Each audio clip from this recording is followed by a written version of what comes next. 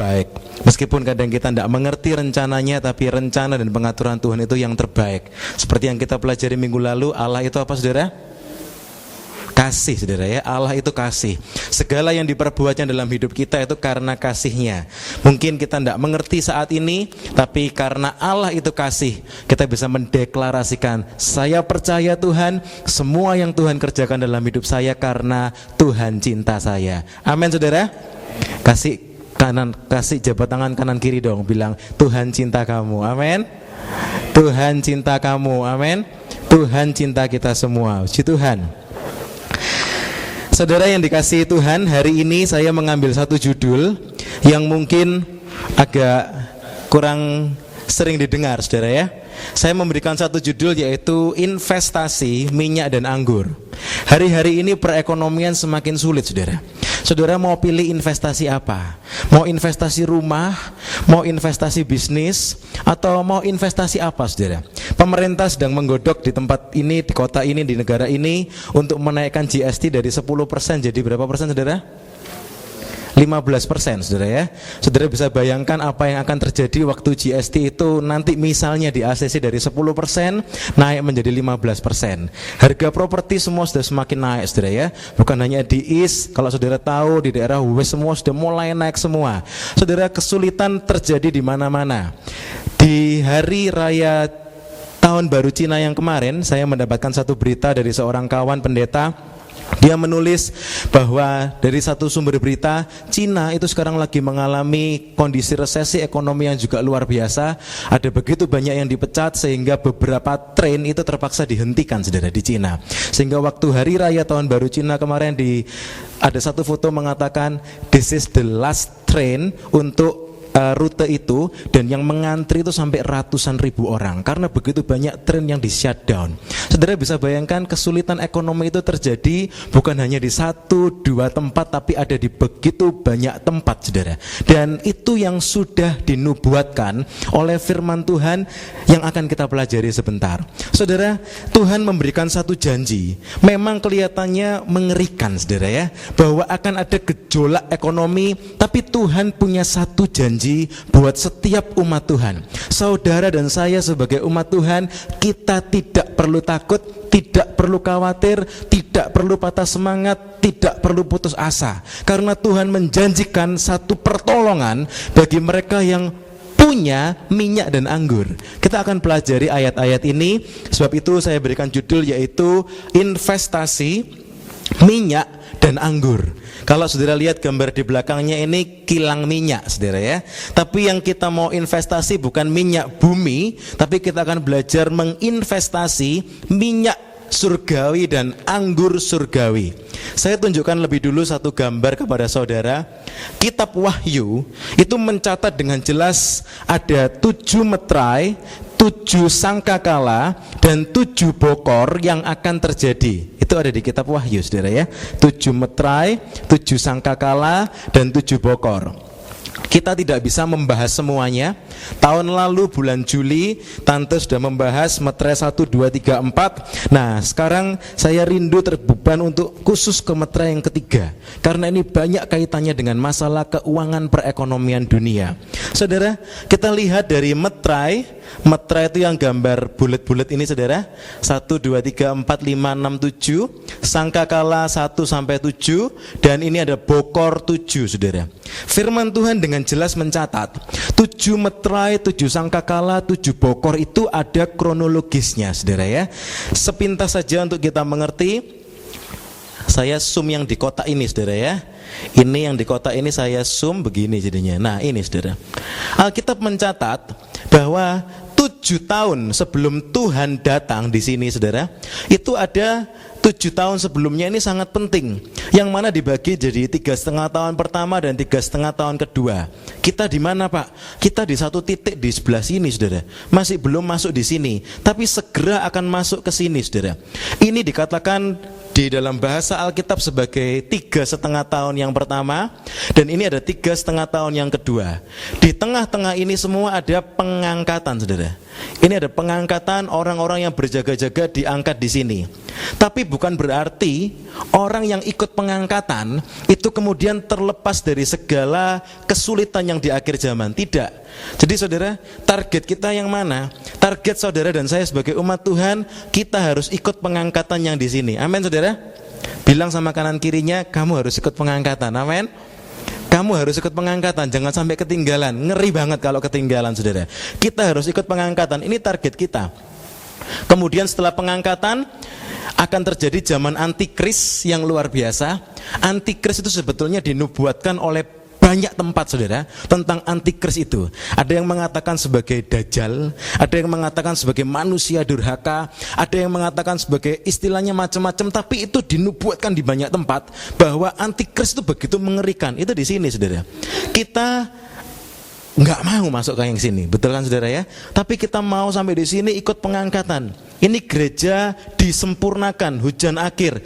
Kita ikut pengangkatan di sini dan nanti kemudian bersama-sama dengan Tuhan kita akan turun kembali di sini di perang Harmagedon itu di sini saudara.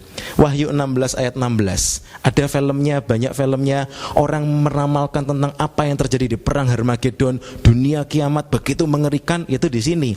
Tapi target kita mau ikut pengangkatan yang di sini. Tapi bagi orang yang ikut pengangkatan, nah saudara, saya kembali ke gambar yang tadi. Ini saudara, kita yang ikut pengangkatan, Tuhan mengizinkan kita melewati ini saudara.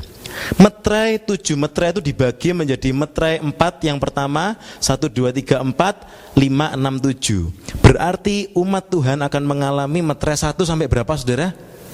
4. Sangkakala juga dibagi menjadi 1 sampai 4 dan kita akan mengalami 1 sampai 4. Ini berbagai kesulitan yang dinubuatkan Tuhan di akhir zaman. Gereja Tuhan tidak bisa melewatkan untuk menyampaikan yang ini. Kita tidak bisa menyampaikan hanya berkat pertolongan Tuhan, jalan keluar itu kita sampaikan, tapi yang ini juga perlu disampaikan saudara. Karena Tuhan sudah mengatakan, bersiap-siagalah, berjaga-jagalah, akan ada kesulitan di akhir zaman yang akan kita hadapi bersama saudara. Meterai 1, 2, 3, 4, sangkakala 1, 2, 3, 4. Setelah itu kita ikut pengangkatan. Yang 5, 6, 7, meterai 5, 6, 7, sangkakala 5, 6, 7, juga bokor 1 sampai 7, itu bukan bagian kita. Katakan saya tidak mau ikutan yang itu, karena itu untuk orang yang ketinggalan di zaman antikris. Tapi saya percaya, kita percaya sebagai umat Tuhan bahwa melewati yang ini pun Tuhan akan mampukan kita untuk melewati itu semua. Salah satu yang perlu kita perhatikan yang akan terjadi di akhir zaman adalah yang meterai yang ketiga ini saudara. Kita akan sama-sama baca. Ini begitu besar dampaknya yang akan kita rasakan secara langsung, bahkan sudah mulai kita rasakan hari-hari ini dan akan semakin hebat. Saudara, kita buka Alkitab kita di dalam Wahyu 6 ayat yang ke-5 sampai ayat yang ke-6. Ini adalah 2 ayat kunci tentang meterai yang ketiga. Saya bacakan demikian firman Tuhan. Dan ketika anak domba itu membuka meterai yang ketiga, aku mendengar makhluk yang ketiga berkata, "Mari." Dan aku melihat sesungguhnya ada seekor kuda hitam, dan orang yang menungganginya memegang sebuah timbangan di tangannya. Neraca, scale saudara ya. Ayat yang ke-6, dan aku mendengar seperti ada suara di tengah-tengah keempat makhluk itu berkata, "Secupak gandum sedinar dan 3 cupak jelai sedinar. Tetapi janganlah rusakkan minyak dan anggur itu." Saudara, ini yang disampaikan di dalam meterai ketiga. Sebelum kita sama-sama mempelajari, kita perlu mengerti lebih dulu arti jasmaninya. Apa sebetulnya yang dimaksudkan dengan kata-kata itu secara jasmani? Kalau saudara rindu masuk ke sekolah Alkitab, di sekolah Alkitab itu ada satu pelajaran namanya hermeneutika saudara. Hermeneutika itu adalah pelajaran yang mengajarkan bagaimana kita bisa mengerti kebenaran firman Tuhan dan kemudian menerapkannya dalam kehidupan kita. Supaya kita bisa mengerti kebenaran firman Tuhan, langkah pertama kita perlu mengerti arti jasmaninya dulu. Maksudnya apa kata-kata itu secara jasmani, physically.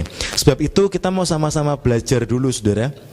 Arti jasmaninya, arti physically dari meterai yang ketiga ini, apa yang dicatat di sana? Saudara, di sana dikatakan yang pertama kita melihat ini, saudara. Tuhan pertama-tama mengatakan meterai itu dirupakan dalam bentuk kuda dan penunggangnya. Lalu datanglah kuda yang ketiga bersama dengan penunggangnya. Mengapa kok kuda? Kok enggak sapi? Atau kenapa kok enggak dinosaurus? Kenapa kok kuda, saudara? Saudara, sepanjang Alkitab dicatat selalu dikatakan seperti ini, saudara, bahwa kuda di zaman Alkitab itu adalah satu binatang yang betul-betul kuat, saudara. Betul-betul kuat. Saudara tentu ingat pindah dari Indonesia ke Australia, apalagi tempat kita di sebelah kandang kuda. Kuda di Indonesia itu kan kuda poni, kuda lucu begitu, saudara ya.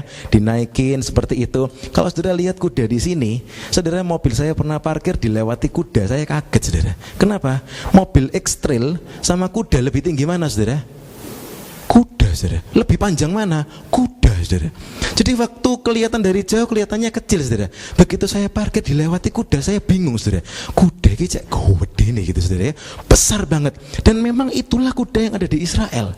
Bukan kuda seperti yang saudara lihat kalau pergi ke Malang, ke Batu kemudian naik kuda, bukan seperti itu. Tapi kuda perang, saudara. Kuda perang, kuda yang besar, kuda yang kuat. Ini menceritakan tentang sesuatu yang sangat besar, sesuatu yang kuat, sesuatu yang powerful.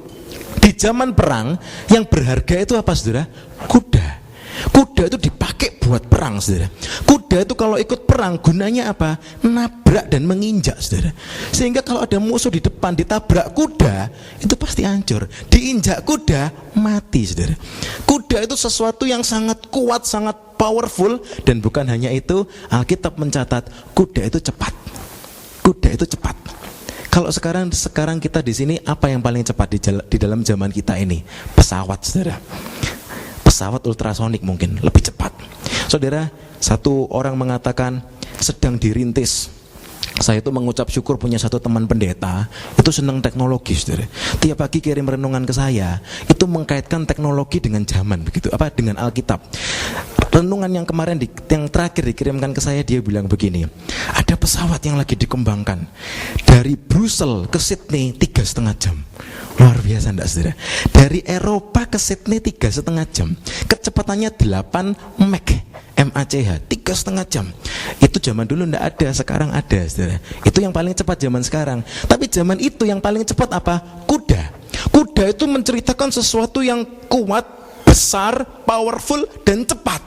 Bisa menjangkau begitu wilayah yang begitu luas dalam waktu cepat. Itu kuda. Kalau saudara ingat cerita Esther, di sana ditulis dengan jelas, ayatnya ada di catatan khotbah saudara.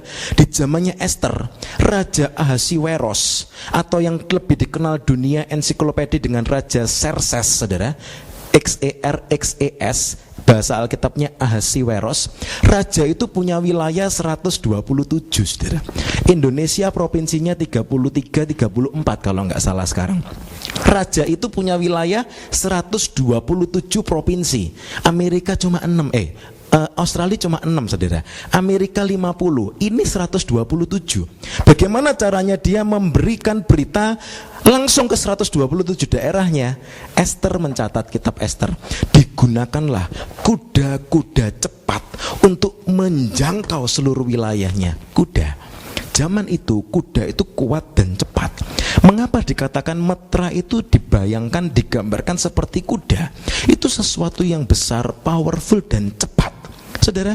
Sebab itu apa yang bisa kita lihat dari meterai-meterai itu? Meterai itu dilambangkan dengan kuda, sesuatu yang akan terjadi, powerful, kuat, dan itu cepat, melanda seluruh dunia, sehingga terjadilah efek globalisasi itu, saudara. Sekarang misalnya kita melihat kesulitan ekonomi, atau mungkin peperangan, atau mungkin kesulitan yang lain, sporadik, saudara. Mungkin di Timur Tengah, mungkin di sini, mungkin di sana, kecil-kecil begitu, saudara. Tapi nanti yang akan terjadi di akhir zaman, waktu meterai itu dinyatakan, itu betul-betul global, saudara, betul-betul global, saudara. Dan itu cukup mengerikan. Tapi umat Tuhan tidak perlu takut. Jadi mengapa digambarkan dengan kuda? Kuda itu kuat dan cepat. Nanti saudara akan melihat di akhir zaman, kesulitan-kesulitan itu akan terjadi tiba-tiba begitu cepat. Sekarang apa sudah mulai cepat? Sudah mulai cepat, saudara, kalau saudara renungkan.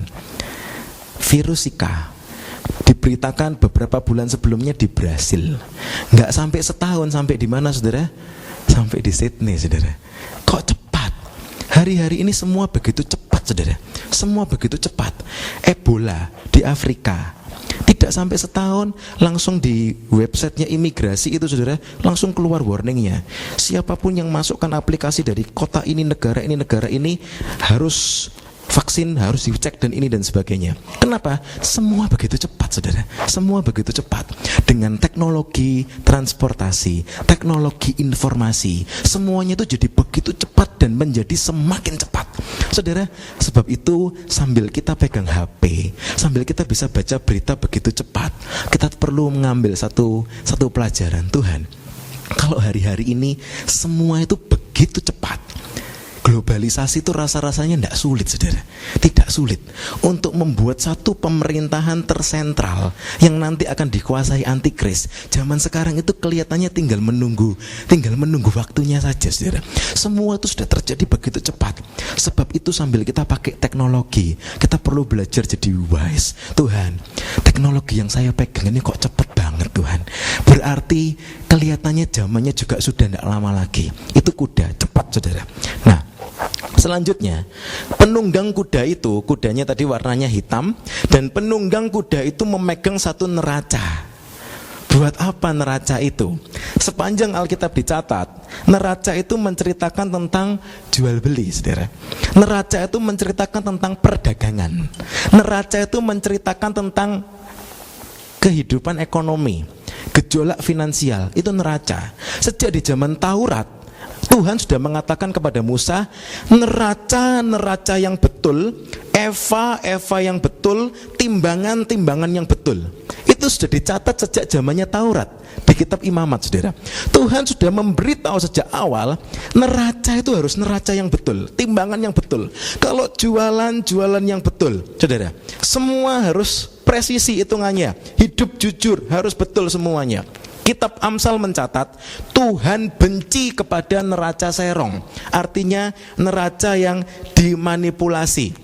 Saudara tahu kalau di Indonesia biasanya neracanya itu bawahnya dikasih timbel saudara, sehingga kelihatannya sudah berat padahal belum berat.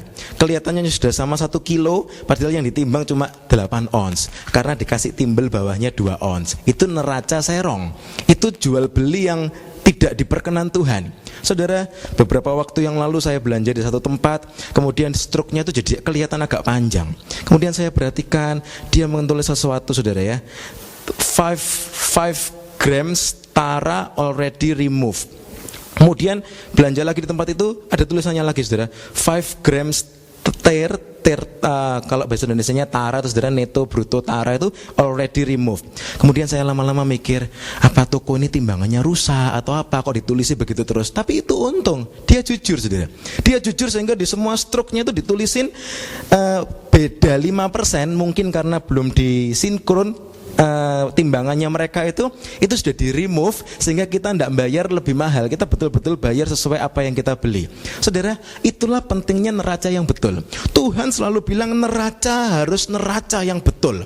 Celakanya saudara, di akhir zaman, di meterai yang ketiga ini, timbangan atau neraca itu dipegang oleh siapa saudara?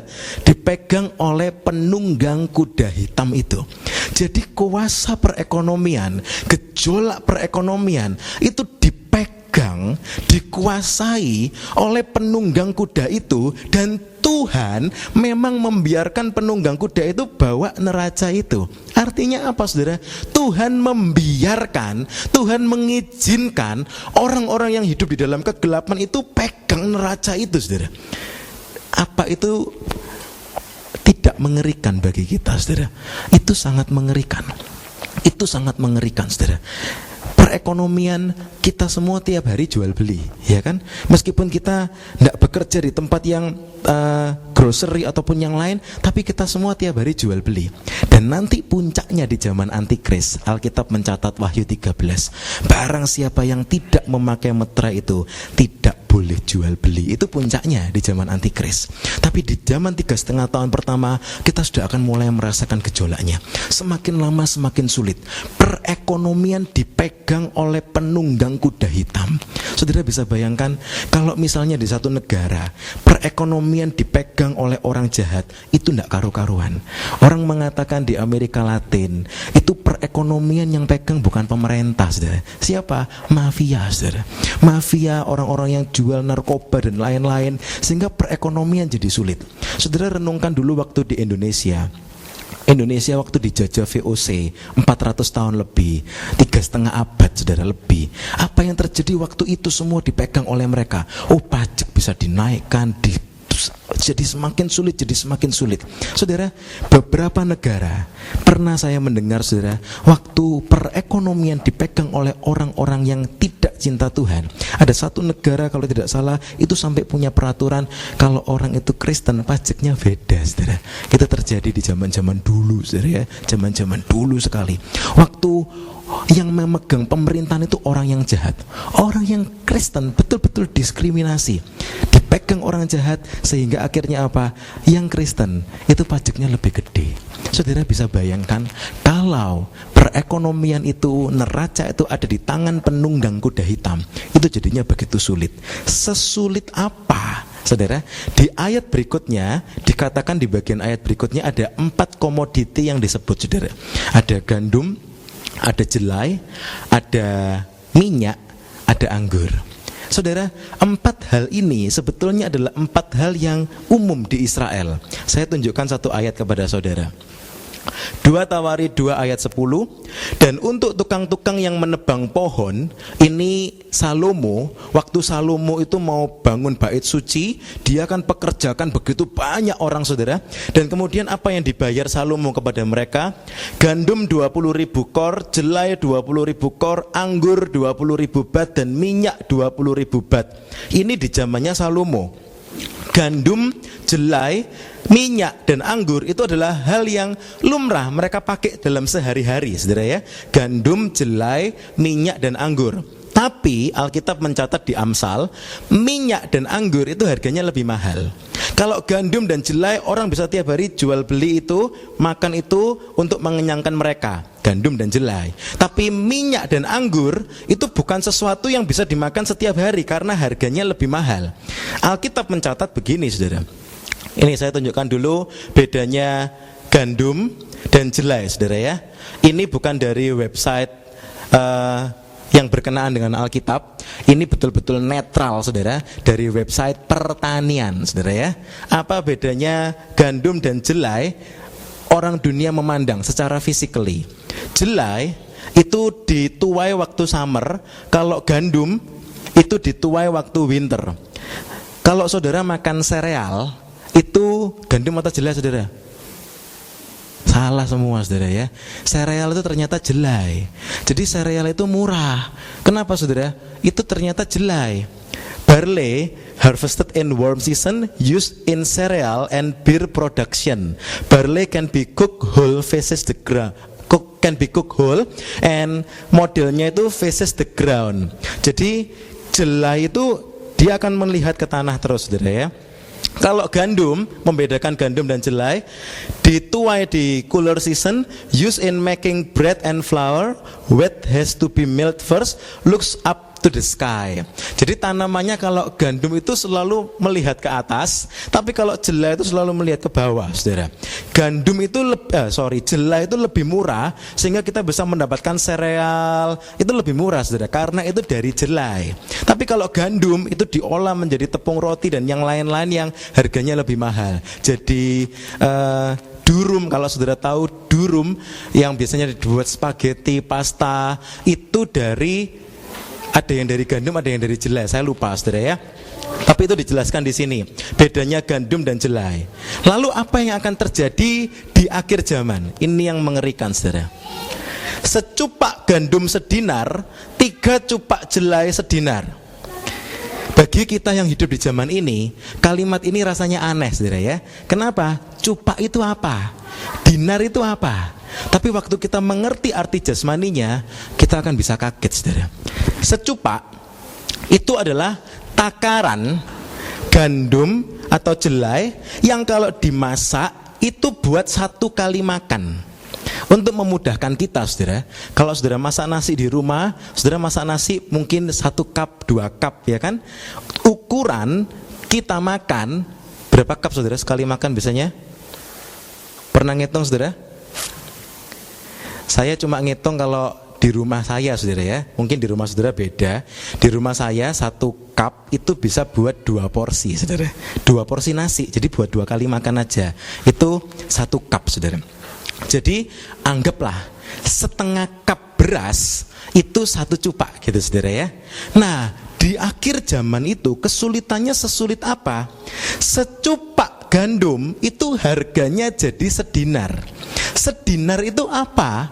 Di zaman itu saudara, sedinar itu adalah gaji upah yang diterima orang bekerja bukan 1 jam saudara, sehari. Orang itu kerja sehari baru terima gaji berapa? Sedinar. Dan di akhir zaman kesulitan itu begitu sulit sehingga dikatakan secupak gandum sekali makan itu harganya sedinar saudara.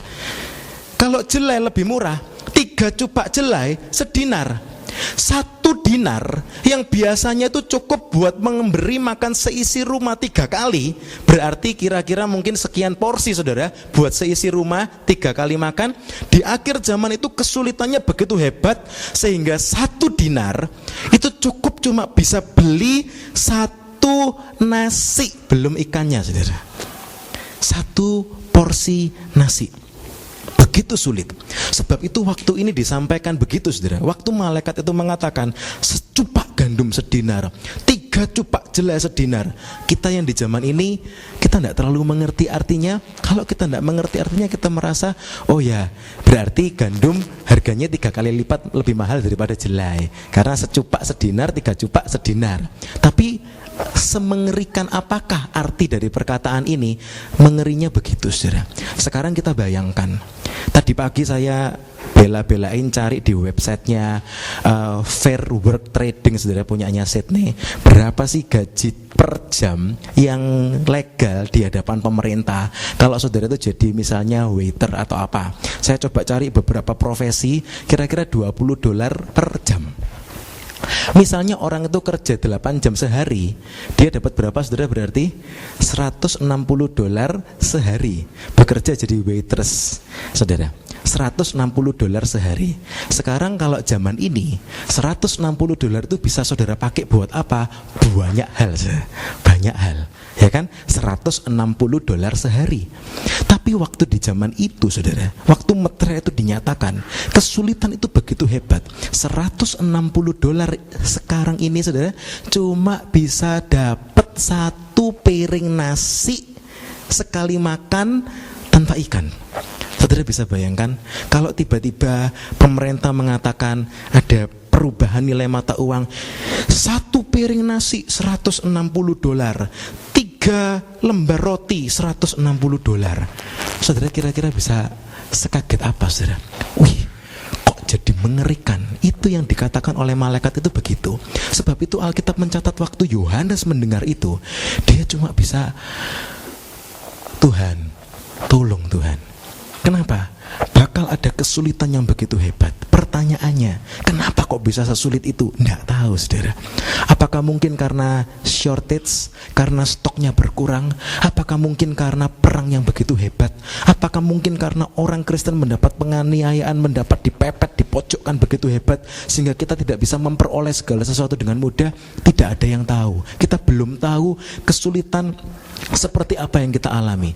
Tapi Alkitab mencatat akhir zaman akan menjadi semakin sulit, menjadi semakin sulit. Tapi saudara, Alkitab mencatat berikutnya, secupak gandum sedinar, 3 cupak jelai sedinar. Tapi ini berita bagusnya saudara, anggur, minyak dan anggur dilewatkan. Minyak dan anggur tidak boleh diotak-atik. Saudara, ini adalah satu kunci kemenangan bagi saudara dan saya. Gandum dan jelai itu bisa dikuasai oleh iblis, sehingga harganya itu bisa dipermain-mainkan. Kita yang umat Tuhan bisa kesulitan mendapatkannya. Tapi minyak dan anggur yang memang harganya lebih mahal, itu tidak dirusakkan saudara. Harganya tidak rusak. Tapi Tapi pertanyaannya, kalau ini cuma kita artikan secara jasmani, artinya apa? Wah, berarti gandum dan jelai mahal. Ya udah, kalau gitu makan apa? Makan anggur dan minyak. Orang Israel mengerti waktu mereka mendengar firman ini. Mereka mengerti gandum jelai yang kita makan sehari-hari harganya jadi begitu mahal. Tapi minyak dan anggur tidak rusak. Tidak rusak. Sehingga umat Tuhan bisa tetap memperoleh minyak dan anggur. Pertanyaannya, apa bisa saudara makan minyak dan anggur tiap hari? Bisa enggak saudara? Saudara makan minyak dan anggur tiap hari? Enggak bisa kan? Tapi Tuhan bilang minyak dan anggur tidak rusak. Gandum dan jelai akan rusak, dikuasai oleh iblis. Tapi minyak dan anggur tidak rusak. Loh, kan kita nggak biasa. Orang Israel akan mengatakan, kita kan nggak biasa makan minyak dan anggur. Gandum jelai rusak, minyak anggur nggak rusak. Sebab itu belajarlah mulai sekarang, makanlah minyak dan anggur. Makan minyak dan anggur. Nah, ini yang mau kita pelajari hari ini, saudara. Kita mau sama-sama belajar membiasakan diri makan minyak dan anggur, karena itu tidak akan rusak. Gandum, jelai, minyak, anggur, apa beda keempat hal ini? Gandum dan jelai itu hal yang bisa diperoleh sehari-hari, dipakai makan tiap-tiap hari. Tapi anggur dan minyak itu sesuatu yang lebih mahal. Tapi ternyata itu justru dilindungi Tuhan di akhir zaman. Dilindungi Tuhan sehingga orang yang sudah biasa makan minyak, makan anggur di akhir zaman, dia akan tetap kenyang. Dia akan tetap kenyang. Harga gandum, harga jelai naik, enggak soal. Kenapa? Kita sudah biasa makan minyak dan anggur. Ini tidak bisa diartikan secara jasmani, tapi ini pesannya rohani, saudara. Sebab itu, setelah kita mengerti arti jasmani dari ayat meterai ketiga itu, sekarang kita mau aplikasikan itu dalam kehidupan kita. Kita mau sama-sama mengerti bahwa Tuhan, oke, saya mengerti bahwa di akhir zaman gandum dan jelai itu akan dikuasai oleh iblis. Harganya bisa dibanting-banting seperti itu. Tapi minyak dan anggur itu akan tetap aman. Minyak dan anggur tetap aman. Kita harus belajar untuk membiasakan diri menjadi kenyang, terbiasa berinvestasi dalam minyak dan anggur. Apakah itu?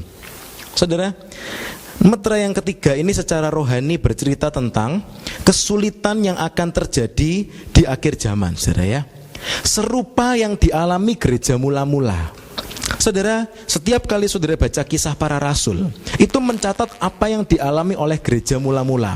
Penganiayaan, kesulitan, tapi banyak mujizat, saudara. Banyak mujizat luar biasa. Sapu tangannya Paulus jadi berkat, saudara. Bayangannya Petrus menyembuhkan orang. Itu di zaman gereja mula-mula. Tapi di balik sekian banyak mujizat yang luar biasa itu, orang mati bangkit itu berulang kali terjadi. Paulus dilempari batu, mati, bangkit lagi, saudara. Luar biasa. Eutikus mendengarkan firman, kemudian terjatuh dari loteng, mati, dibangkitkan lagi, saudara. Hari-hari itu mujizat itu luar biasa banyaknya. Tapi kalau kita ingat, kita selalu belajar bahwa gereja mula-mula itu hujan akhir. Gereja akhir zaman, gereja mula-mula itu hujan awal, maaf. Gereja akhir zaman itu hujan akhir. Apa yang akan kita alami di akhir zaman, itu akan menjadi berkali-kali lipat daripada yang terjadi di Kisah Para Rasul. Mujizatnya berkali-kali lipat. Amin, saudara. Mujizatnya berkali-kali lipat. Pertumbuhan gereja berkali-kali lipat. Amin, saudara. Tapi kalau sampai di bagian yang ini, saudara, penganiayaannya berkali-kali lipat. Kita bisa bilang amin enggak, saudara?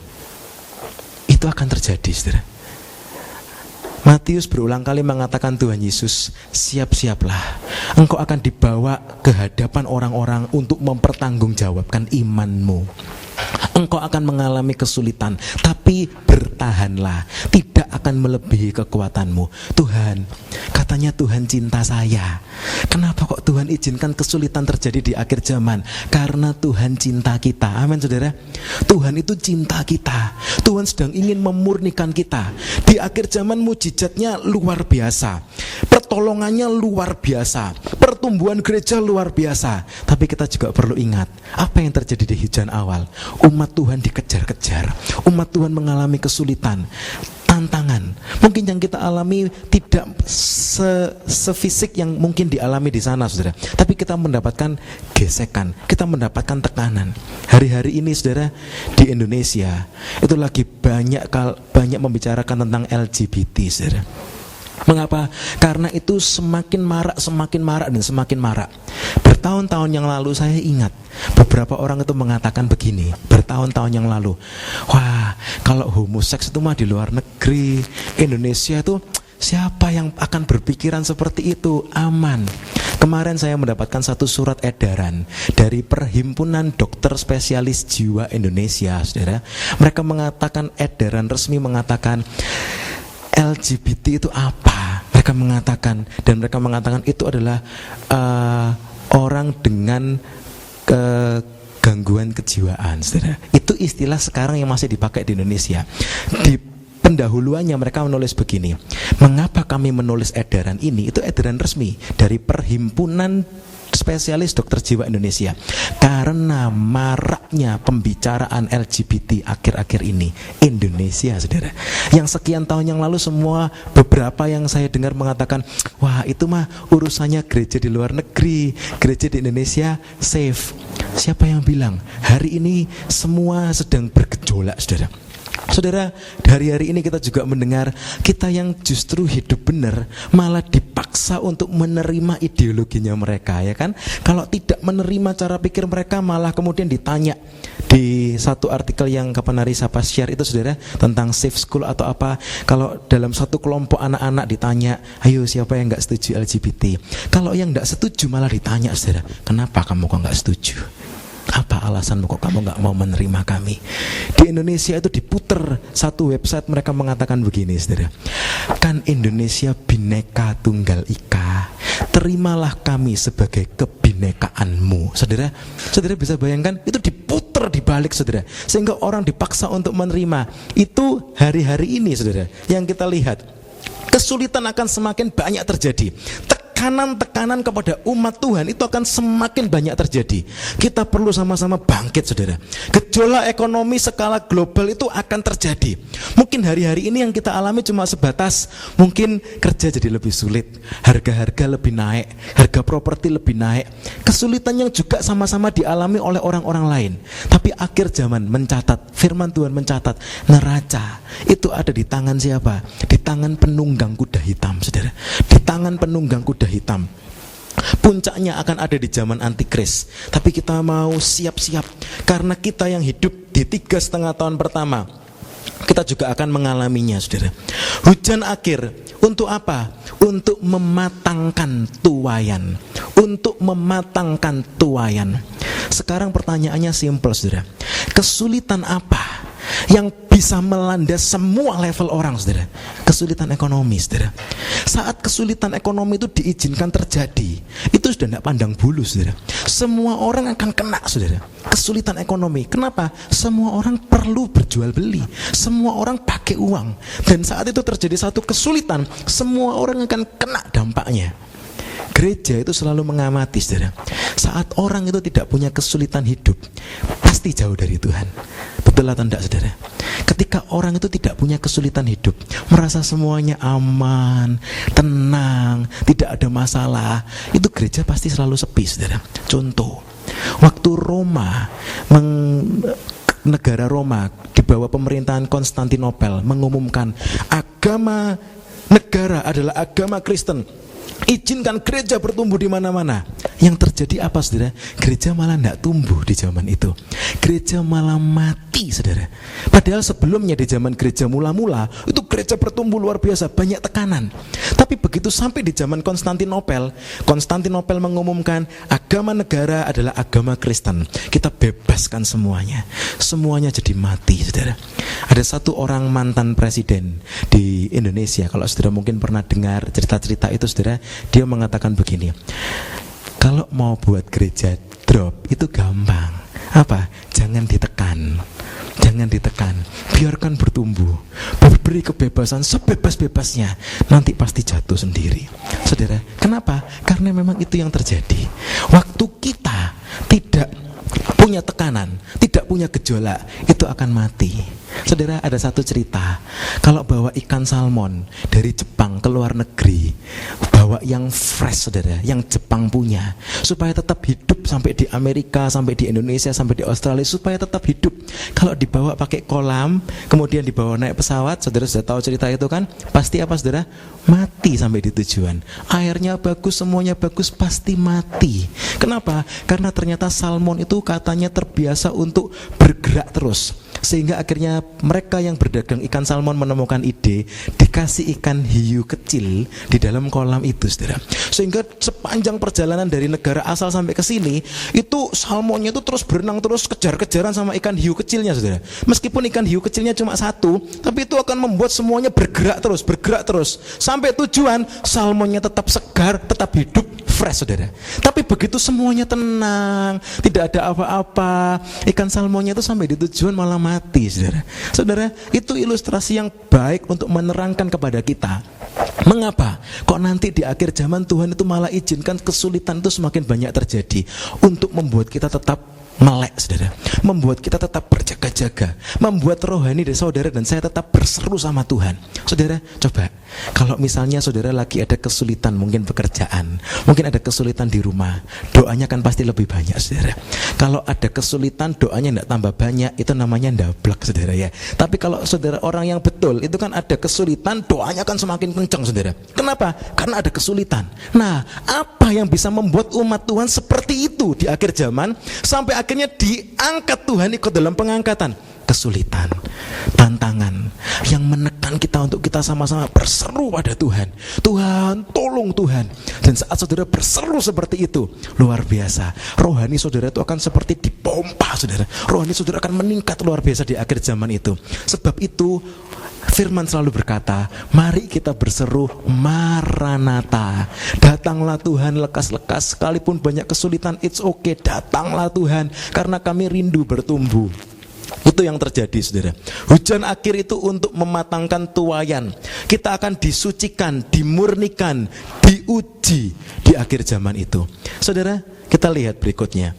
Minyak dan anggur itu tidak akan rusak, tidak dapat dikuasai oleh penunggang kuda. Penunggang kuda itu cuma bisa memegang neraca dan mengacaukan harga gandum dan jelai yang memang dipakai orang sehari-hari. Tapi anggur dan minyak, dia tidak berkuasa untuk mengutak-atik harga itu. Dilindungi oleh Tuhan dan itu harus dimiliki sejak sekarang. Minyak dan anggur ini berbicara tentang perkara-perkara rohani yang tidak bisa diotak-atik oleh iblis, saudara. Iblis itu tidak bisa mengotak-atik perkara-perkara rohani yang menjadi kesukaan rohani kita. Tapi yang lainnya itu bisa diotak-atik oleh orang lain. Saya buat ini menjadi lebih simpel, saudara. Apa yang menjadi kebutuhan saudara setiap hari? Yang menjadi kebutuhan saudara setiap hari. Saudara, mungkin kita mengatakan kita butuh beli makan, kita butuh beli bensin, kita butuh beli ini dan itu dan yang lainnya. Harganya bisa naik turun enggak, saudara? Bisa. Saudara bisa kesulitan enggak memperoleh itu? Bisa. Tapi saat saya bertanya begini, saudara, saudara pernah merasakan mendapatkan kesukaan rohani enggak? Oh iya, saya bisa mendapatkan kesukaan rohani. Waktu apa? Mungkin waktu saudara memuji Tuhan, waktu saudara menyembah Tuhan, waktu saudara berdoa, saudara mendapatkan sukacita itu. Itu tidak bisa diambil oleh iblis, tidak bisa dipengaruhi oleh siapapun. Dan Tuhan mengatakan di akhir zaman itu, gandum dan anggur tidak akan rusak. Tapi minyak dan anggur tidak akan rusak. Tapi gandum dan jelai itu akan dikacaukan harganya oleh si penunggang kuda hitam itu, saudara. Apa itu minyak dan anggur? Kita harus belajar memiliki minyak dan anggur itu, saudara. Begini, saudara, kita belajar satu persatu, saudara ya. Minyak, saudara ingat cerita 5 gadis bodoh, 5 gadis bijaksana. Apa yang diperlukan di akhir zaman? Minyak. Waktu 5 gadis bodoh itu membawa pelita, dia cuma bawa pelita, tidak bawa minyak. Tapi kemudian yang lainnya dia bawa 5 yang bijaksana, dia bawa pelita dan dia punya minyak. Akhir zaman itu begitu sulit, penantiannya kadang begitu melelahkan, sehingga mereka sama-sama tidur, saudara. Tapi 5 yang bijaksana itu punya minyak, sehingga waktu mereka sadar kembali, saudara, bangun kembali, mereka punya minyak, minyaknya nyala lagi. Mereka punya minyak. Dan mereka berkata, lebih baik kamu pergi kepada penjual minyak dan beli di situ. Tapi waktu itu mereka terlambat. Mereka mau beli minyak dan kemudian kembali pintunya sudah ditutup. Sebab itu kita kalau mau beli minyak itu harus mulai sekarang, saudara. Bagaimana caranya beli minyak mulai sekarang? Apa minyak itu? Engkau mencintai keadilan dan membenci kefasikan. Sebab itu Allahmu telah mengurapi engkau dengan minyak sebagai tanda kesukaan melebihi teman-teman sekutumu. Minyak itu bukan hanya bicara tentang urapan Roh Kudus, tapi minyak itu juga bicara mengenai kesukaan kita yang adalah dari Tuhan. Pertanyaannya sederhana begini, saudara. Apa yang menjadi kesukaan saudara hari ini, saat ini? Apa yang menurut saudara itu menjadi kesukaan saudara, betul-betul menjadi kebutuhan saudara? Saudara jawab sendiri.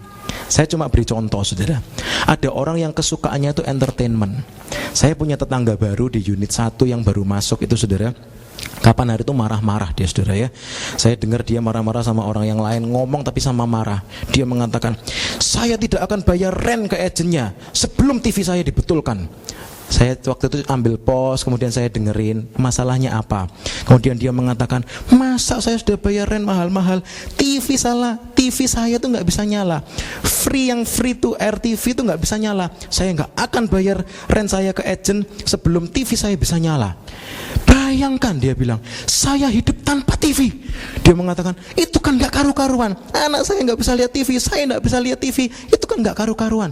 Kemudian saya cuma tanya sama dia, kamu ada masalah apa? Itu loh, saya tuh cuma butuh aerial supaya bisa lihat TV. Itu gak bisa jalan, saya gak bisa lihat TV. Kamu bisa bayangkan, saya gak bisa lihat TV. Kelihatannya orang bule asli, saudara, yang ngomongnya begitu banyak. Saya kan kalau mau ngomong bahasa Inggris kan mikir, saudara. Saya tidak bisa jawab. Kemudian akhirnya dia sudah buru-buru masuk. Kemudian saya waktu itu merenungkan satu hal. Iya ya, waktu dulu pertama kali pindahan, memang unit kami itu colokan TV-nya itu lucu, saudara. Colokan TV-nya itu yang zaman kuno sekali, saudara, sehingga itu perlu dikonvert lagi. Saya baru ingat. Kemudian saya ingat berminggu-minggu kami juga tanpa TV, saudara. Kami juga tanpa TV, tapi bagi kami ada TV, tidak ada TV, tidak soal, saudara. Ada TV, tidak ada TV, tidak soal. Bahkan buat Jamie pun dia tidak ada TV, ya sudah, mainan yang lainnya tidak apa-apa. Dan kemudian saya waktu menyiapkan ini merenungkan, iya, kesukaan kita itu apa? Kesukaan kita itu apa?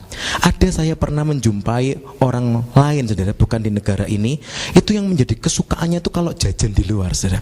Dia mengatakan, mana ini kok uangnya nggak banyak-banyak, masa dalam sebulan nggak bisa jajan, nggak bisa makan di luar. Kalau nggak bisa makan di luar itu hidup ini jadi seperti apa? Loh, kan istrinya pintar masak di rumah. Loh, kita itu kan hidup senang itu kan kalau kita jajan-jajan, bisa makan di sini, makan di sana, makan di sini. Itu kan kesukaan kita, itu kan kesukaan kita. Saudara, saya jadi waktu menyiapkan ini saya jadi merenungkan, wah, kalau orang yang tipe kayak gitu di akhir zaman, wah, itu bisa mengerikan sekali, saudara. Kenapa? Kesukaannya kalau tetap di hal-hal seperti itu, di akhir zaman kesukaannya itu bisa direbut.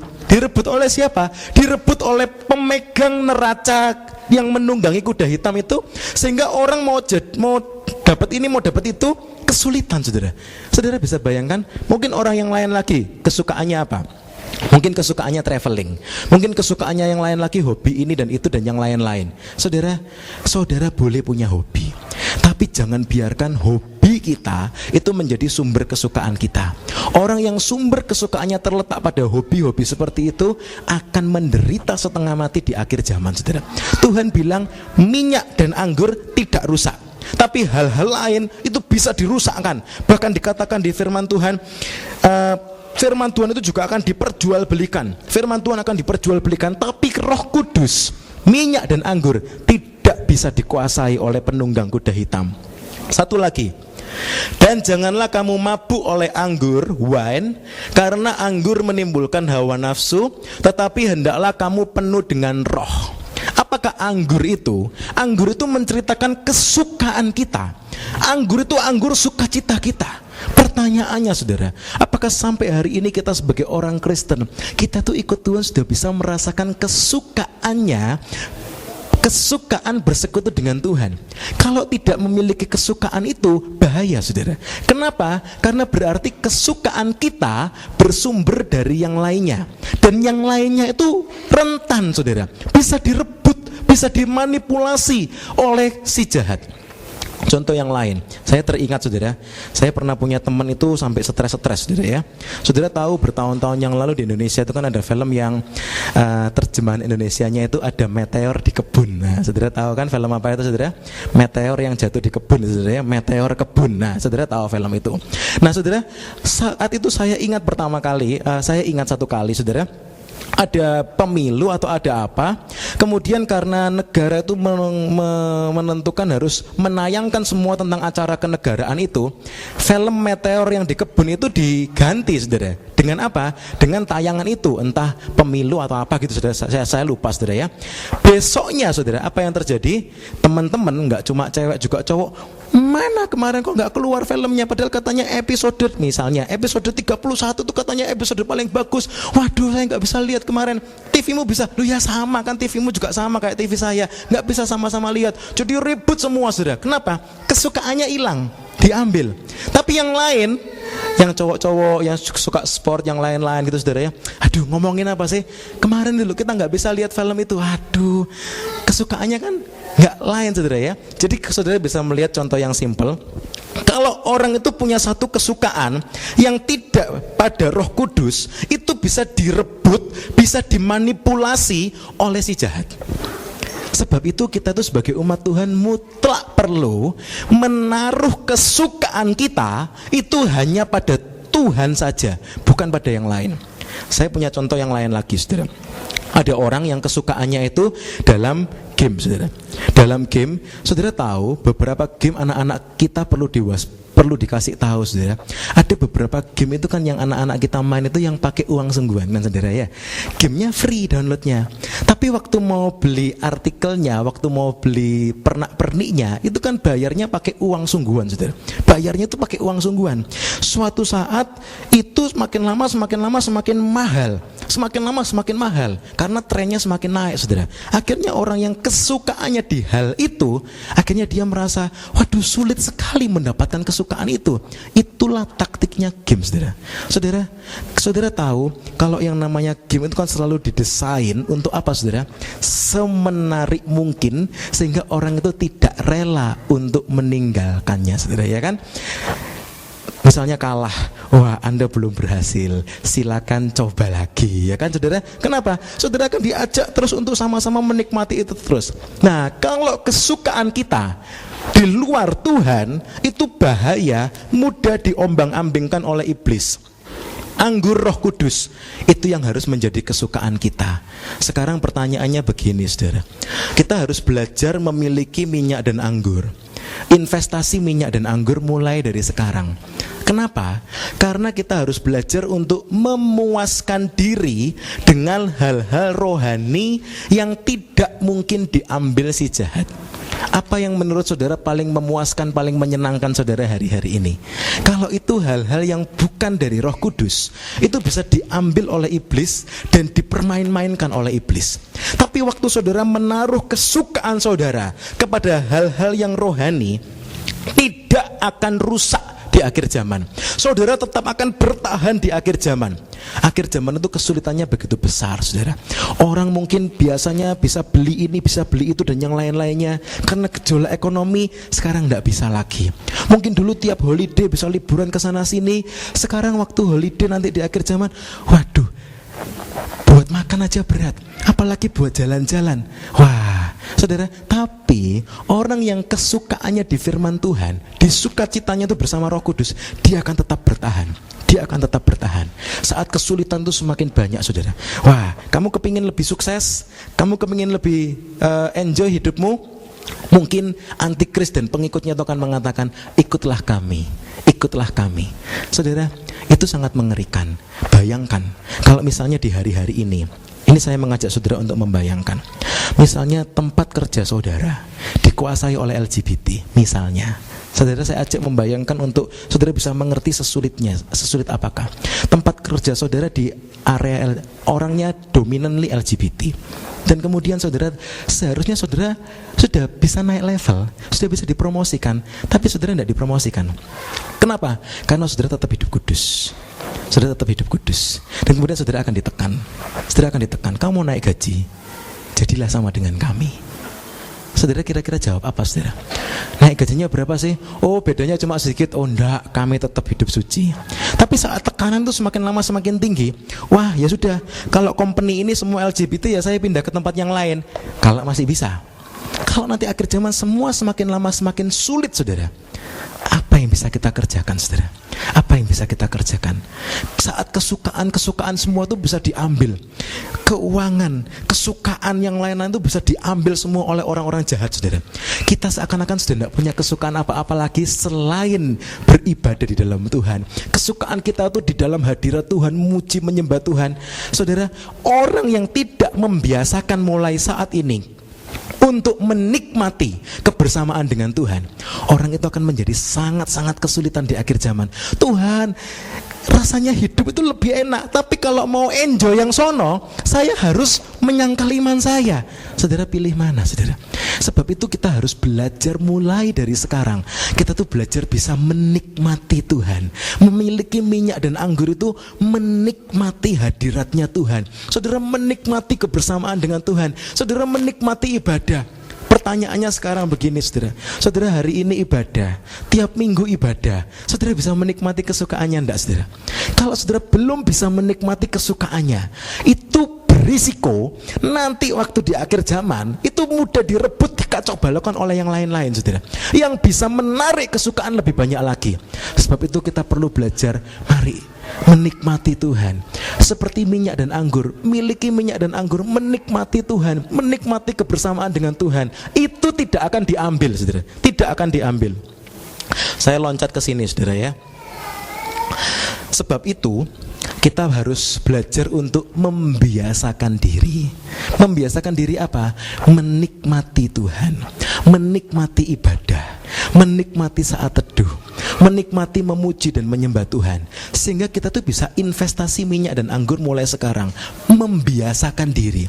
Biasakanlah diri saudara bisa menikmati hadirat Tuhan, menikmati minyak dan anggur itu, menikmati hidup suci. Sehingga waktu nanti di akhir zaman semua yang lain-lain itu diambil oleh iblis, dimanipulasi oleh iblis, diambil. Kita tidak bisa lagi menikmati yang lain-lainnya itu. Kita tetap memiliki satu kesukaan bersama dengan Tuhan. Ini perlu dibiasakan saudara. Memang tidak mudah, tapi perlu dibiasakan.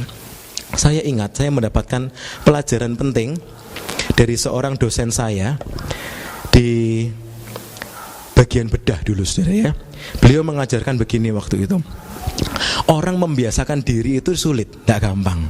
Saudara, waktu dokter muda itu mau jahit luka, paling gampang jahit itu pakai apa saudara? Pakai tangan, satunya dipegang tangan, dijahit, ditusuk, dijahit begitu kan saudara, pakai tangan. Tapi saudara pernah lihat nggak dokter jahit pakai tangan? Maksudnya pakai tangan kosong saudara? Nggak boleh saudara. Harus pakai pinset tangan kanan kiri, jarumnya dipegang pakai pinset, semua megangnya pakai pinset. Nggak biasa. Tapi dia mengatakan begini, ini sesuatu yang simple yang perlu kita pelajari.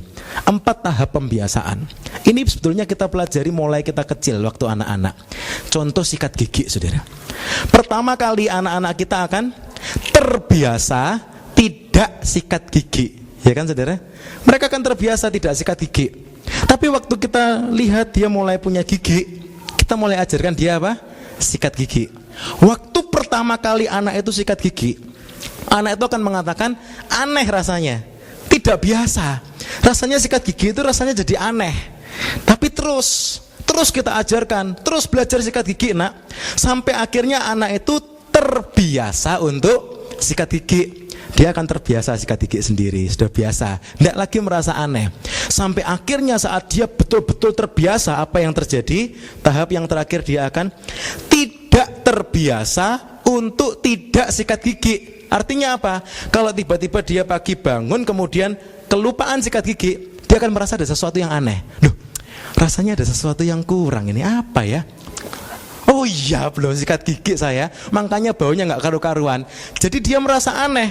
Padahal kalau ditarik garis ke belakang, dulu kan kamu juga memang gak sikat gigi. Iya, tapi sekarang kalau saya tidak sikat gigi itu rasanya aneh.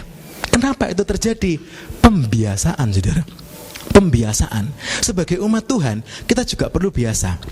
Sekarang begini saudara, saudara di rumah mungkin ada yang belum pernah bersaat teduh, belum pernah memuji menyembah Tuhan di rumah. Saudara tidak terbiasa terbiasa untuk menyembah Tuhan di rumah. Tidak biasa, tidak pernah, memang tidak biasa. Mulai saat ini biasakan. Waktu saudara mulai mengerjakannya, hari-hari pertama, hari kedua, hari ketiga saudara akan merasa aneh. Rasanya kok aneh ya. Dulu tidak pernah doa pagi, tidak pernah memuji menyembah Tuhan, tidak pernah menikmati Tuhan. Sekarang sama Pak Gideon disuruh harus berdoa pagi, harus mezbah keluarga. Rasanya aneh. Tapi itu cuma terjadi awal-awal. Saya pernah mendengar pelajaran psikologi mengatakan kalau tidak salah itu akan berlangsung sampai 3 bulan. Sebab itu orang kerja itu biasanya selalu dilihat masa percobaannya 3 bulan sampai orang itu betul-betul terbiasa. Lakukan, berdoa pagi, mulai memuji, menyembah Tuhan. Saudara mungkin rasanya aneh, soalnya dulu tidak pernah berdoa, tidak pernah menikmati Tuhan. Tapi mulai kerjakan saudara, mulai kerjakan. Sampai akhirnya saudara terbiasa. Untuk apa? Saudara terbiasa untuk berdoa pagi, saudara terbiasa untuk memuji menyembah Tuhan. Dan lakukan terus sampai akhirnya saudara betul-betul terbiasa, sehingga saudara menjadi seperti yang ini, tidak terbiasa untuk tidak doa pagi. Sehingga rasanya itu kalau belum doa pagi itu rasanya, Tuhan saya itu kepingin doa pagi dan saya harus doa pagi. Bagaimana caranya? Pak, kalau saya sampai nggak doa pagi itu rasanya ada yang kurang. Berarti saya harus bangun lebih pagi, saya harus doa pagi supaya itu melengkapi kehidupan saya. Karena itu sudah menjadi bagian dari hidup saya. Saudara, menikmati Tuhan itu juga perlu kita biasakan. Saudara mungkin belum terbiasa menikmati saat teduh saudara. Saudara belum terbiasa menikmati memuji menyembah Tuhan. Saudara tidak terbiasa untuk menikmati minyak dan anggur Roh Kudus itu. Firman Tuhan berkata, biasakan diri kita. Investasi mulai sekarang. Perlu pendisiplinan diri, perlu pembiasaan sampai kita betul-betul terbiasa untuk melakukannya. Saudara, kami mengucap syukur. Hari-hari ini anak kami sekolah, kami belajar banyak hal. Salah satunya saudara, di sekolah tempat anak kami itu punya program namanya Munch and Move. Jadi itu dia katanya mengadopsi program dari pemerintah. Anak-anak itu tidak boleh makan makanan yang nggak sehat. Kami kira dulu cuma program ya, cuma disampaikan waktu pertama kali orientasi. Ternyata beneran saudara. Waktu kita jemput anak kita, gurunya itu mengembalikan permen kepada orang tua yang lain. Pak, tolong lain kali anaknya tidak boleh dibawain permen, karena kita punya program Munch and Move. Jadi anak itu harus lincah bergerak. Jadi tidak boleh makan permen, sugar candy itu nggak boleh. Kita juga kena warning 1 kali saudara ya. Kita bawain bekal anak kita roti roll yang jadian saudara, yang beli sudah jadi itu saudara ya. Dan itu kan memang manis saudara. Ternyata tahu dia saudara ya. Dia tahu, kita pikir tuh pertama ya ini masa nggak boleh. Ternyata nggak boleh saudara. Kemudian waktu selesai kita jemput, kita ditanyain, tadi anakmu bawa sesuatu yang warna pink itu? Saya lupa saudara. Kemudian saya ingat, oh iya kenapa? Lain kali kamu tidak boleh bawaan itu lagi. Itu tidak sehat buat anakmu. Anakmu harus dibiasakan makan makanan yang sehat. Pulang saya bilang sama istri saya, nih gurunya itu kalau waktu lunch kerjaannya apa ya? Ngeliatin satu persatu saudara ya. Dilihatin satu persatu dan dia membiasakan anak-anak itu untuk makan makanan yang sehat.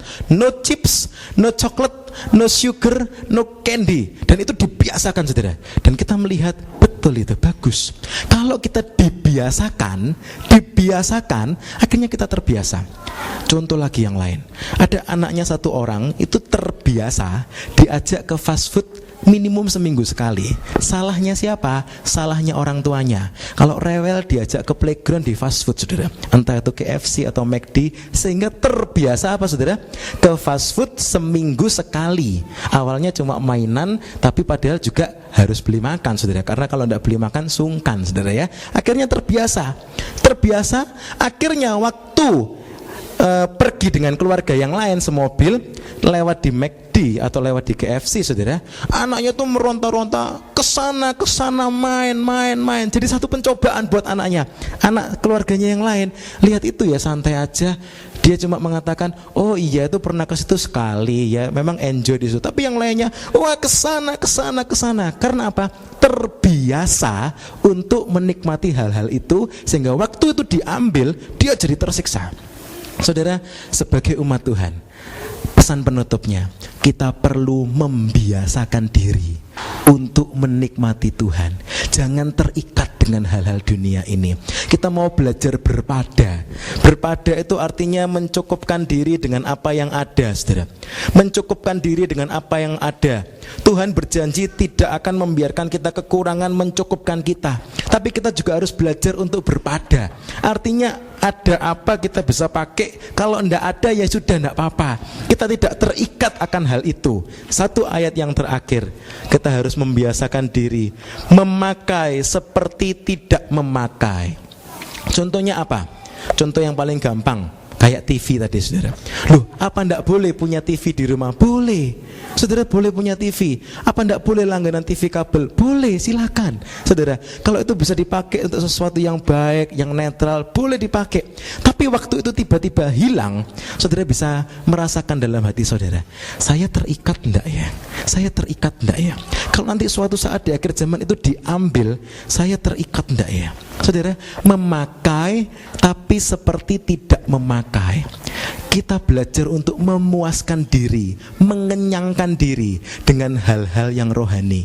Itu di akhir zaman tidak akan diambil oleh siapa-siapa.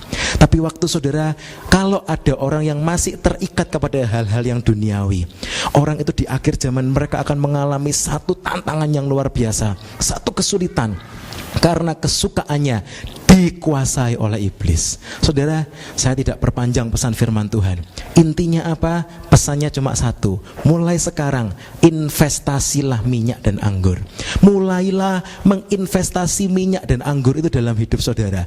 Biasakan diri saudara untuk menikmati minyak dan anggur. Waktu jemaat Tuhan di gereja mula-mula mengalami tekanan itu, saudara, mereka hidup berpindah-pindah, mereka hidup sembunyi-sembunyi, mereka sangat kekurangan, tapi mereka bersuka cita, saudara. Mereka bersuka cita. Alkitab mencatat mereka tuh sangat kekurangan, sampai ada satu yang punya rumah atau punya tanah dijual dan kemudian dipakai bersama-sama, tapi semua sama-sama bersuka cita. Karena apa?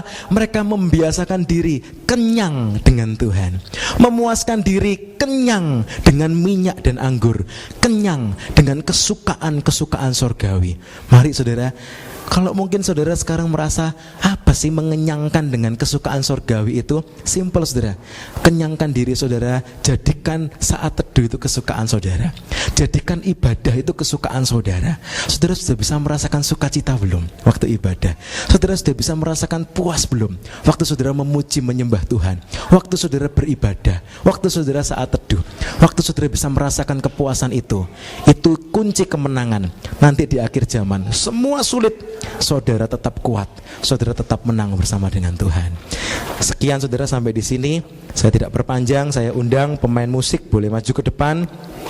Saya ingin menyanyikan satu lagu yang lama, saudara ya. Lagu ini berbunyi begini: sudahkah kita siap sedia menghadapi datangnya Yesus kelak kembali? Mungkin ada saudara yang familiar dengan lagu ini, mungkin juga ada yang belum familiar. Kita belajar bersama-sama. Lagu ini memberkati saya dan mengingatkan kita, sudahkah kita siap sedia menghadapi datangnya Yesus kelak kembali untuk mengangkat kita semua yang sungguh-sungguh berharap padanya. Saudara, di refrennya dikatakan, mari kita sembah Yesus, Dia Raja. Mari kita siapkan hidup kita.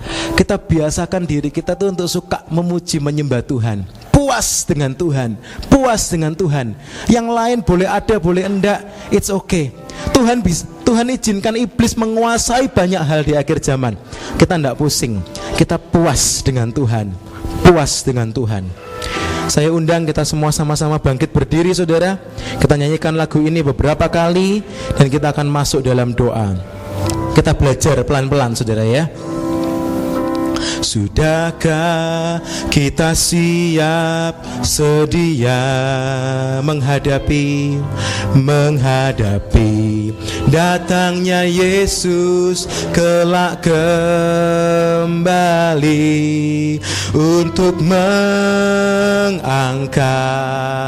kita semua yang sungguh-sungguh berharap padanya. semuanya. Sekali lagi saudara, sudahkah kita siap? Sudahkah kita siap sedia menghadapi datangnya Yesus kelak kembali untuk mengangkat kita semua yang sungguh-sungguh berharap padanya. Mari kita sembah, mari kita sembah Yesus, Dia Raja di hadapan tahta kemuliaan yang kudus. Selama waktu ini masih ada, kita bernafas di dalam dunia. Main ya. Kerendahan saudara ya. Kita nyanyikan lagi sekali dari awal sama-sama. Sudahkah kita siap sedia menghadapi Yesus kembali untuk mengangkat kita semua. Sungguh berharap padanya. Mari kita sembah, mari kita sembah Yesus, Dia Raja, amin, di hadapan tahta kemuliaan yang kudus.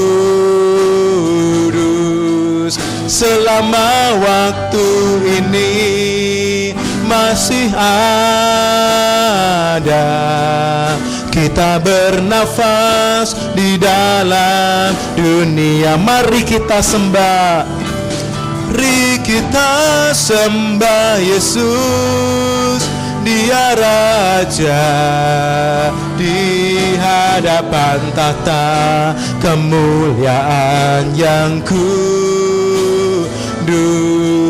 Selama waktu ini masih sembahlah Yesus selama-lamanya, sembahlah Yesus selama-lamanya. Sekali lagi mari kita sembah Yesus, Dia Raja di hadapan tahta kemuliaan yang selama waktu ini masih sembahlah Yesus, sembahlah Yesus selama-lamanya. Selama waktu ini masih ada, selama waktu ini masih ada, sembahlah Yesus selama-lamanya. Selama waktu ini masih ada, selama waktu ini masih ada, sembahlah Yesus selama-lamanya. Katakan, aku siap Tuhan, aku siap Tuhan, segenap hidupku, segenap hidupku ku sembah Kau Tuhan, di atas semua. Katakan, aku siap Tuhan, aku siap Tuhan. Katakan, aku mau menyiapkan diri Tuhan, menyambut kedatangan-Mu yang kedua kali Tuhan. Ku sembah Kau Tuhan, di atas semua. Aku siap Tuhan, Aku siap Tuhan, segenap hidupku, segenap hidupku ku sembah Kau Tuhan, di atas semarakmu.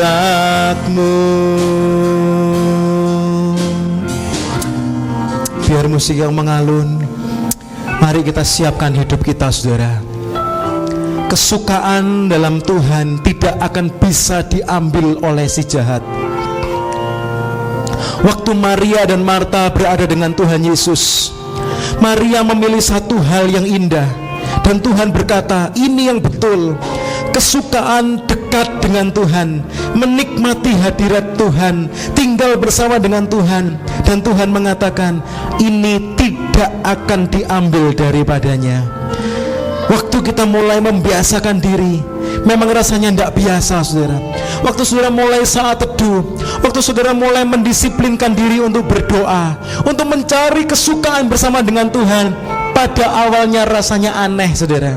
Tapi waktu saudara mulai membiasakan diri, Tuhan akan memberi kekuatan buat saudara, sehingga saudara bisa merasakan kesukaan bersama dengan Tuhan. Saudara merasakan indahnya minyak dan anggur Roh Kudus itu, sehingga saudara merasakan, Tuhan terima kasih Tuhan. Sehingga saudara bisa berkata seperti umat Tuhan berkata, apapun Tuhan boleh ambil dari hidupku kecuali kebersamaanku dengan Tuhan. Harta kekayaan, kemewahan, semua boleh diambil orang lain, asalkan jangan kau ambil Yesus Tuhanku. Mari saudara, saya ingin mengajak kita semua menikmati Tuhan.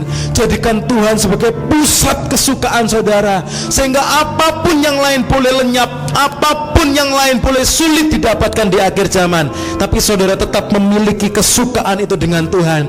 Oh haleluya, haleluya. Sikara mayara mayara masih.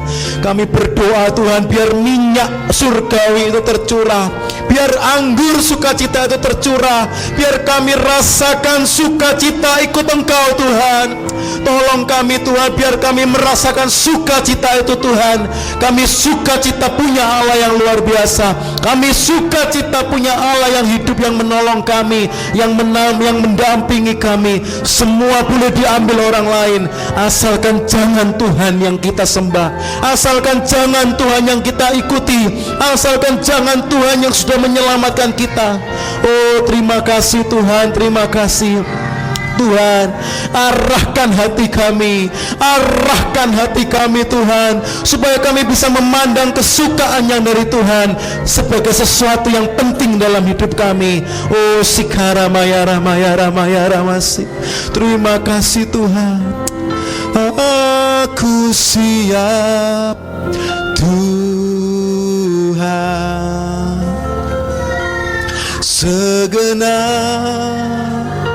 hidupku ku sembah Kau Tuhan, di atas semua. Aku siap Tuhan, aku siap Tuhan. Siapkan diri kita menyambut kedatangan Tuhan.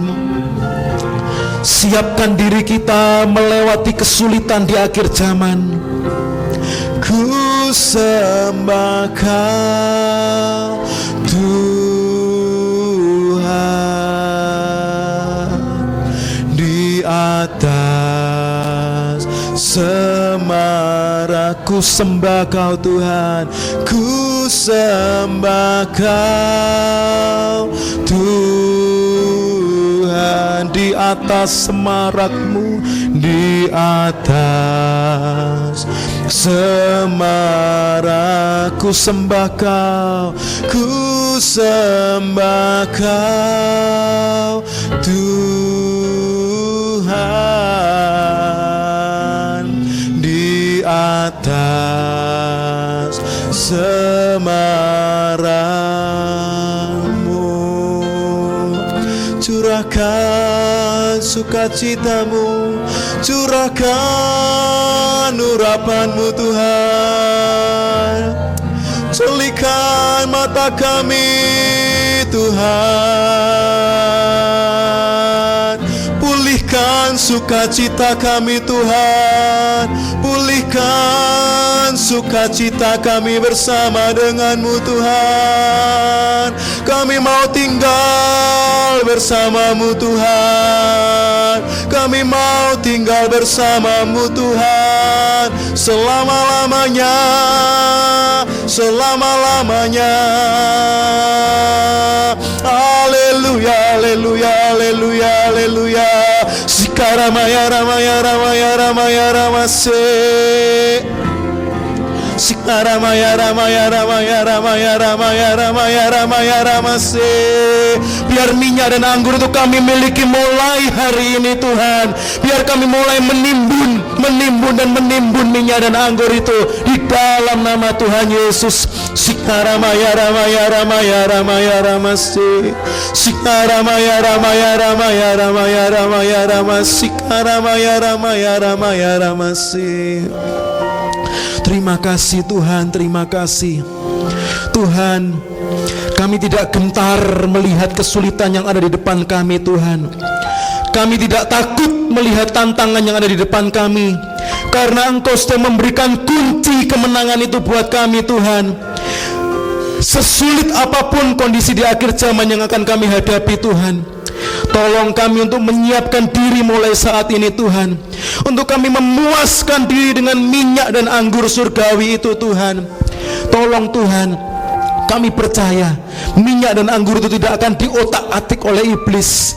Mereka tidak berkuasa untuk merebut minyak dan anggur itu. Tolong kami Tuhan, biar kami merasakan sukacita itu Tuhan. Sukacita ikut Engkau, sukacita memuji menyembah Engkau, sukacita bersaat teduh, sukacita tinggal di hadirat-Mu. Tolong Tuhan, di dalam nama Tuhan Yesus, pulihkan sukacita itu Tuhan. Tambahkan, tingkatkan Tuhan, limpahkan sukacita itu, sehingga kesukaan kami hanya di dalam-Mu Tuhan.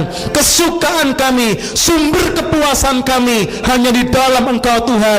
Kami menjadi komplit di dalam Engkau Tuhan. Kepenuhan sukacita kami di dalam Engkau saja Tuhan, bukan pada yang lain. Di dalam nama Tuhan Yesus. Sikaramaya ramaya ramasi. Sikaramaya ramaya ramasi. Kalau mungkin ada di antara kami Tuhan, kalau mungkin ada di antara kami yang masih kesulitan menjadikan Engkau sebagai puncak sukacita kami, hamba-Mu berdoa saat ini Tuhan.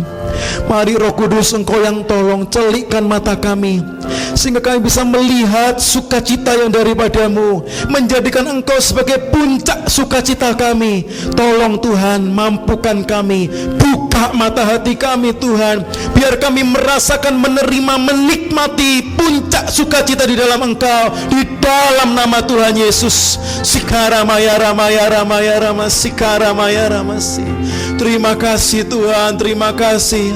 Biar puncak sukacita kami hanya di dalam Engkau Tuhan. Biar puncak kenikmatan kami hanya ada di dalam Engkau Tuhan. Biar puncak kepuasan kami hanya ada di dalam Engkau Tuhan. Dan dunia tidak akan bisa merebut itu dari kami, di dalam nama Tuhan Yesus. Terima kasih Tuhan, terima kasih. Meteraikan kebenaran firman-Mu dalam hidup kami, supaya kami mampu melakukannya hari demi hari, saat demi saat. Terima kasih Tuhan, terima kasih. Di dalam nama Tuhan Yesus kami sudah berdoa dan mengucap syukur. Biar kita yang mau menjadikan Tuhan sebagai puncak sukacita kita, kita sama-sama katakan amin.